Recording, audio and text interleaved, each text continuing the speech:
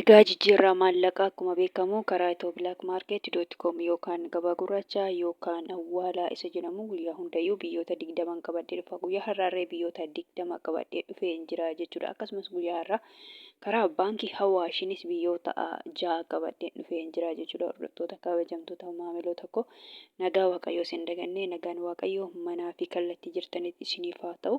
Warroonni mana kanaaf haaraa taatan nooraa manni kun mana keessanii chaanala kana sabiskiraayib sheer laayik gochuun gara maatii keenyatti dabalamaa isiniin jenna. Warroonni mana kanaaf immoo maatii taatan sheer laayik gochuun viidiyoo kana hanganumaatti dhaggeeffadhaa isiniin jenna. Maaliif kuni oolmaa sharafaati waan ta'eef keessattuu warroonni Itoophiyaatiin haala jiranii jechuudha. Kana viidiyoo kana gaafa dhaga'anii birrii isaanii gara biyyaatti yoo ergatan birrii isaanii meeqa akka ta'e baruun hin danda'ama jechuudha. Biyyoota fakkeenya biyyoota 20 qabadhee dhufe kana keessa karaa itobilaakmaarkeetti yoo ergatan meeqan akka jijjiirratan guyyaa kanatti baruu irra ga'uun hin danda'ama jechuudha. Salphumatti akkuma beekamu kanan qabadhee dhufe kanneen akka Ameerikaan doolaarii, Kanaadaan doolaarii, Awustiraaliyaan doolaarii, Hoomaan rihaala, Duubaay dirhama, Saawud Arabiyaa riyaala, Kuweet dinaara, Baareen dinaara, Chaayinaa yuwaanii, Joordaan dinaara, Paawundi starlingii, Yuuroo, Kiroonaa, Turkii liiree fi kan kana fakkaatan qabadhee dhufee jira jechuudha. Akkasumas karaa baankiitiin illee kanneen akka Ameerikaan doolaarii, Kanaadaan doolaarii, Duubaay dirhama, Saawud Arabiyaa riyaala, Paawundii, Yuuroo fi kan kana fakkaatan qabadhee dhufee jira jechuudha. Gabaabumatti egaa akkuma beekamu guyyaa hundayyuu karaa doolaarii Ameerikaa irraa hin ka'a jechuudha. Doolaarii Ameerikaa irraa hin ka'a jechuudha. Raree doolaarii Ameerikaa irraa ka'a jechuudha. Hordoftoota kabajamtoota maamiloota koo guyyaa har'aa immoo biyyoonni kan dabalanii baay'ata jechuudha. Biyyoonni kun dabalanii jiru. Kun immoo akka kalleechatti jiru biyyoonni naannoo biyyoonni 3 arfan tokko immoo qannasanii jiru jechuudha. Guyyaa har'aa harki caalu garuu guyyaa har'aa dabalee jira jechuudha. Amma gabaabumatti Ameerikaa doolaara irraa hin ka'a jechuudha. Ameerikaa doolaariin tokko guyyaa har'aa karaa itobilaakmaarkeet.com yookaan gabaa gurraachaan birrii 100 fi birrii 57 fi saantiba 09 akkasuma immoo Ameerikaa doolaariin tokko karaa baankii Hawaashiin Ameerikaan doolaariin tokko jechaadha birrii 100 fi birrii 32 fi saantiba 08 jechaadha karaa baankii Hawaashiin Ameerikaa doolaariin tokko jechaadha guyyaa har'aa. Kan itti aanu Kanaadaadha. Kanaadaa doolaariin tokko karaa itobilaakmaarkeet.com yookaan gabaa gurraachaan birrii 100 fi birrii 15 fi saantiba 18 akkasuma immoo karaa baankiitiin immoo baankii Hawaashiin Kanaadaa doolaariin tokko jechaadha birrii 86 fi saantiba 17 sharafachaa oolanii jiru jechuudha.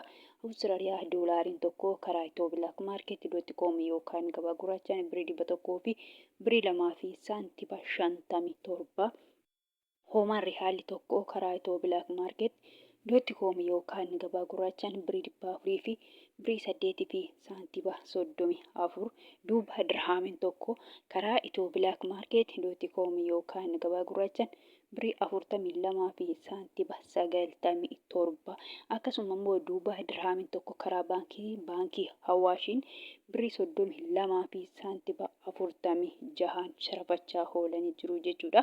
Kan itti aanu Saawudiidha. Saawud Arabiyaa riyaalli tokko karaa itobilaakmaarkeet.com yookaan gabaa gurraachaan birrii 41 fi saantiba 86 jechuudha.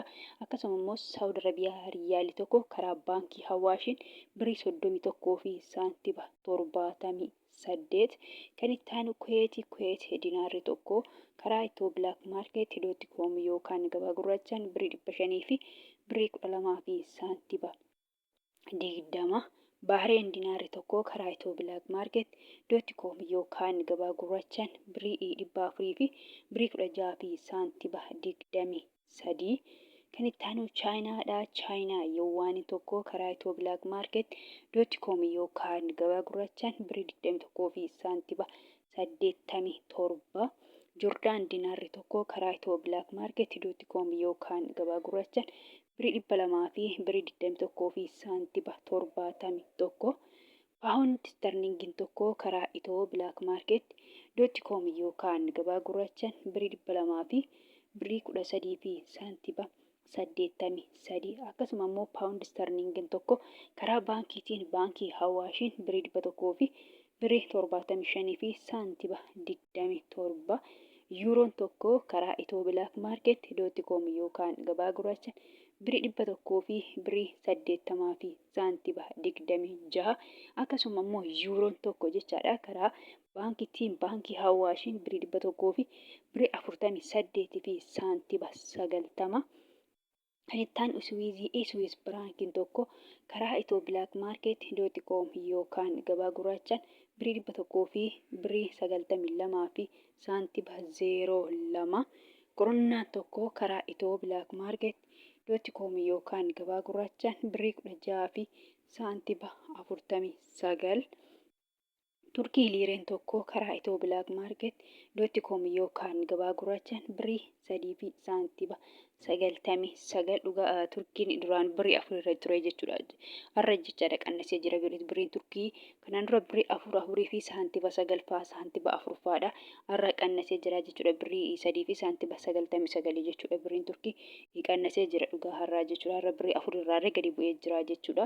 Kan ittaan Ijipshaan paawundiidha. Ijipshaan paawundiin tokko birii 3 fi saantiba 16 jechuudha. Kan ittaan Yemen rihaalli tokko karaa itobilaakmaarket.com yookaan gabaa gurraachaan 0 saantiba 64 Israa'el sheekeliin tokko karaa itobilaakmaarket.com yookaan gabaa gurraachaan birii 45 fi saantiba 10 jechuudha. Biriin Israa'el guyyaa har'aa birii 45 galee jira jechuudha. Kan ittaan Paakistaan ruupeen tokko karaa itobilaakmaarket.com yookaan gabaa gurraachaan 0 saantiba 55 Indiyaa ruupeen tokko karaa itobilaakmaarket.com yookaan gabaa gurraachaan birii 1 fi saantiba 83 sharafachaa oolan yookaan jijjiirrachaa oolanii jiru jechuudha.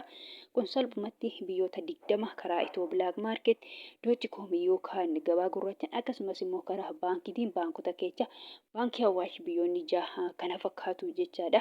Egaa kana fakkaata jechuudha salphumatti karaa itobilaakmaarket.com akkasumas karaa baankiitiin illee jechaadha. Kan biraa immoo kanan jechuu barbaadu jechaadha warroonni Joordaanii fi Beerut jechaadha. Fakkeenyaaf birii biyya Joordaanii dinaara jedhama keessattuu immoo ijoollee mana madabii jirtan dinaara biyya sanii miti kan fudhattanii doolaariidha jechuudha. Akkasumas Beerut yookaan Lebneen biriin biyya Beerut yookaan Lebneen paawundii jedhama. Paawundiin biyya sanii immoo baay'ee xiqqoodha jechuudha. Akka birii Paakistaan akka birii Yemen baay'ee xiqqoodha birii Itoophiyaati gadi jechuudha. Biriin Beerut yookaan Lebneen birii Itoophiyaati gadi jechuudha. Fakkeenyaaf guyyaarraa biriin Paakistaan 0 saantiba 55 jechuudha. Kana birii Itoophiyaa guutuudhaaf kana saantiba 45 irra ta'a jechuudha. Akkasuma jechuudha biriin Beerut yookaan Lebneen irree baay'ee xiqqoodha jechuudha. Salphumatti warroonni Joordaan jirtan dinaara miti. Warroonni immoo Beerut yookaan Lebneen keessattuu mana madabii jirtan immoo paawundii biyya sanaa miti jechuudha. Paawundii Beerutii miti jechuudha. Isaa miti doolaarii fudhattu jechuudha. Doolaariin immoo baay'ee jira. Anas irratti Ameerikaa doolaarii, Kanaadaa doolaarii, Awustiraaliyaa doolaariin jedhee jira. Doolaariin ani maqaa hin dhayin iyyuu kanneen ani hin beekin baay'ee jira. Maqaan birii biyya sanii doolaariidhaan kan waamaman baay'eedha biyyoota baay'eedha jechuudha. Salphumatti kana keessa kan fudhattanii Ameerikaa doolaarii ta'a jechuudha. Salphumatti warroonni Beerutii fi Joordaan mana madabii jirtan jechaadha keessattuu Ameerikaa doolaarii fudhattu jechuudha. Fakkeenyaaf karaa itobilaakmaarket.com yookaan gabaa gurraachaan guyyaa har'aa hoo ergattan Ameerikaan doolaarii tokko guyyaa har'aa birii 100 fi birii 57 fi saantiba 09 ta'a jechuudha. Kana ta'a jechuudha keessattuu akkuma jedhee warroonni mana madabii Joordaanii fi Beerutii kanaan irra eeggatu jechuudha. Karaa itobilaakmaarketiin ergattan guyyaa har'aa. Akkasuma immoo karaa baankiitiin baankota keessa immoo baankii Hawaashii yoo ergattan jechaadha. Ameerikaan doolaarii tokko guyyaa har'aa karaa baankii Hawaashiin birii 100 fi birii 32 fi saantiba 08 ta'a jechuudha. Kanaan irra eeggattu yookaan assaabbattu malee birii biyya sanaa miti jechuudha. Warroonni Joordaanii fi Beerut jirtanii jechuudha. Keessattuu kan warra mana madabii jiraniif hin jedhe malee kanadhaa isa fudhachuu dhiisu malu jechaadha. Fakkeenyaaf Beerut Joordaan yoo jenne Joordaan warroonni immoo haala jiran yookaan dinaara fudhachuu malu jechuudha. Garuu beekamaadha jechuudha. Warroonni mana madabii jiran doolaarii fudhatu jechuudha. Doolaariidhaan walii galanii jiru waan ta'eef eejensoonni biyya keenyaa fi kan achii jechuudha kan Joordaanii jechuudha. salphumatti warroonni Joordaan jirtan dinaara miti. Kan Beeruut immoo akkuma jedhe paawundii jedha. Paawundiin biyya sanii xinnoodha jechuudha.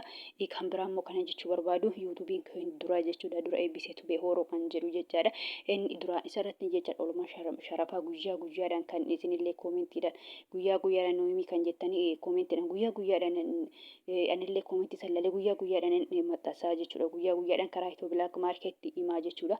Yuutuubni sun immoo akka carraa ta'ee hin gubatee jechaadha. Na jalaa badee kun immoo yuutuuba haaraadha jechuudha.